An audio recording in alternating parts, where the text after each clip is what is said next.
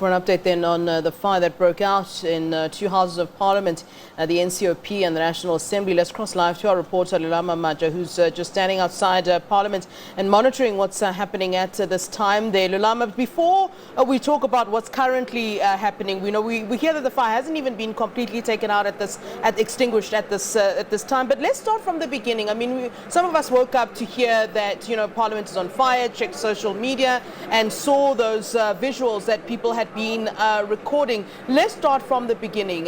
What happened this morning and where we are right now?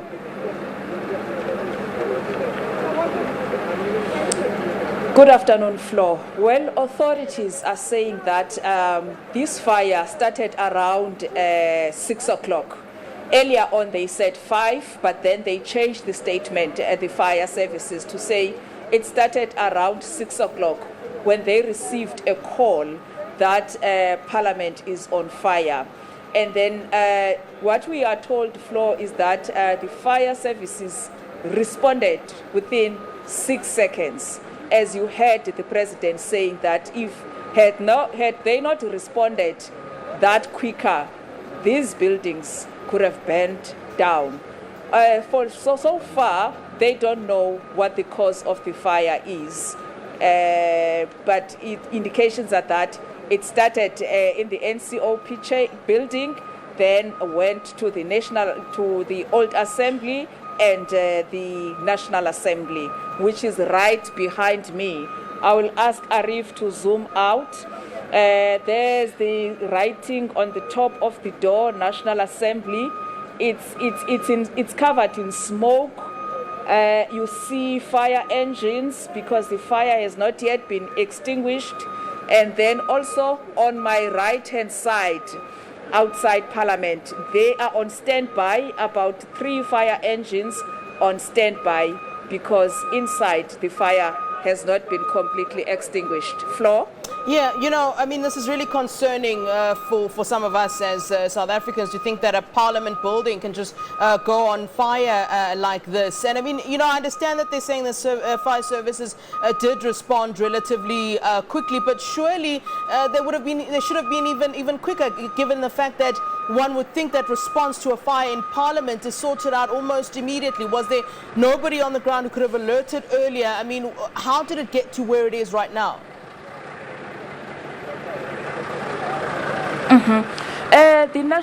The Parliament floor is a national key point. The security here is supposed to be at maximum. What we hear as well is that there is protection services that are supposed to be looking after these buildings at night because police are only mending the gates. So Parliament has employed their own staff, which is called protection services, that is looking after these buildings.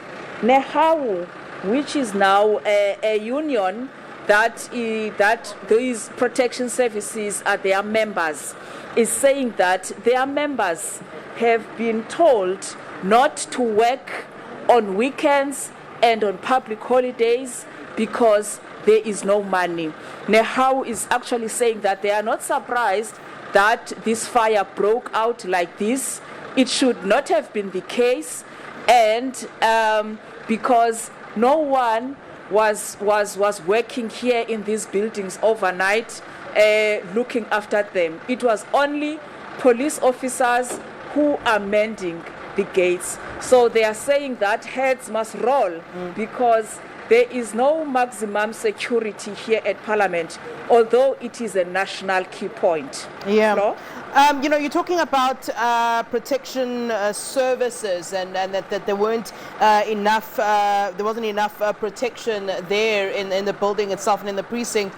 That makes me then wonder about where our intelligence services are at this point in terms of being fully operational. And I suppose now they would have had to get fully involved given that Parliament is on fire. I mean, we heard from the President that someone had been taken in for questioning, and maybe you know at this point, what was the process there? Was SABC involved? Did intelligence come through? I mean, what information, apart from the fact that someone is being questioned at this point, do we have since the President spoke?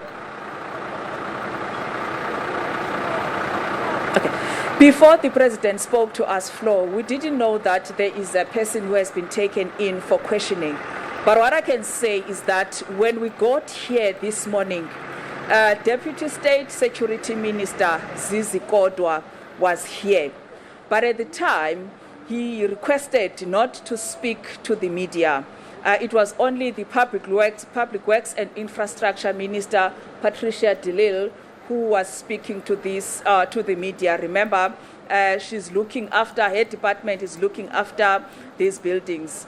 So since this morning, Flo, and the minister saying to us, the deputy minister saying to us, he requesting not to speak to us until they have established fully what has happened. I guess work has been happening behind the scene because even the police are here. There's police services, there's state security services investigating as to what has happened. But we have not been told before. It was only when the president came to address us that we were told that someone has been taken in for questioning. Well, surely this was quite an embarrassing situation. I mean, you mentioned the fact that Minister Patricia de Lille did address crowds. I saw a little snippet of that video right here on SABC News. And being the Minister of Public Works and Infrastructure and really it being on her head that these buildings be taken care of, maybe we can take us back to her demeanor really and what she said as she was addressing the media for those who might have missed it. I mean, certainly this must be quite embarrassing. Flo, she said this is a sad day. It's saddening. Parliament is for it's a place where South Africans assemble. We are in a democratic country. Parliament is for everyone. So she was saying that it's saddening to see something like this. And as a Minister of Public Works and Infrastructure as well, Nehawu is partly blaming her department because Nehawu is saying that the lifts here, some of them are not operating. They're saying that this building is not observing occupational, the Occupational Act because it's not keeping in touch, in place with what it's supposed to be happening.